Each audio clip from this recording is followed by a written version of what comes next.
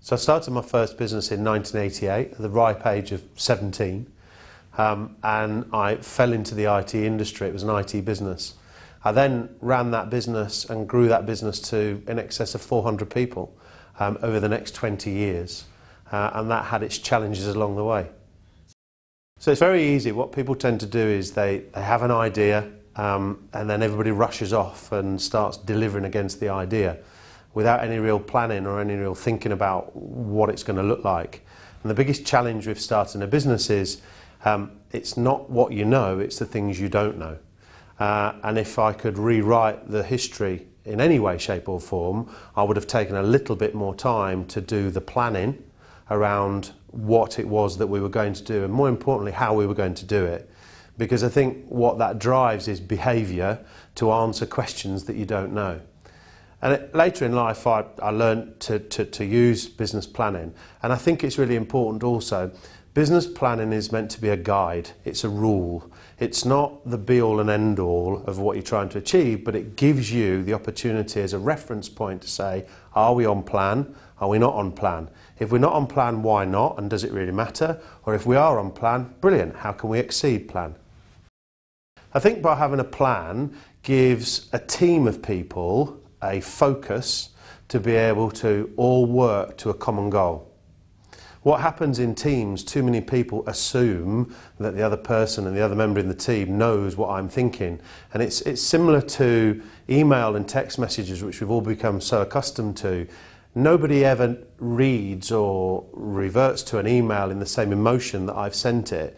And what having a plan allows you to do is all have a focal point that you can come back to and reference and say, it says quite clearly there, we are going to do this. Is everybody agreed with that message?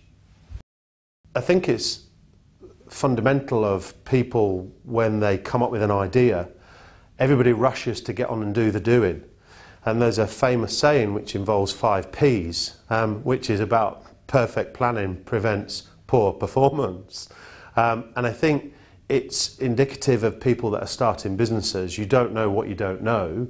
And if you take a little bit more time to stop and think, right, we need to put a plan together, yeah, people will be far more successful. But the challenge is people that are entrepreneurial, that are starting businesses for the first time, normally just go, right, got some money, got an idea, let's start executing.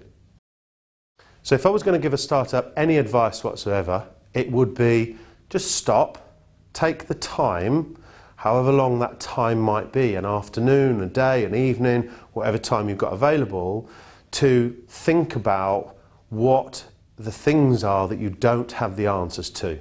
So do a list, create a plan, okay, and the plans that I've always worked to, yeah, which work really well for me, are fairly short plans, so it could be an A4 plan, that you write down all the things you know, then you write down all the questions that you don't know the answer to, and those are the areas that you focus on. So you focus on finding out the answers to the questions you don't know the answer. And that's maybe where you talk to colleagues, friends, or you seek professional advice. My differentiator as an entrepreneur, I've always been focused on customer service, which has been my raison d'etre throughout my entire career.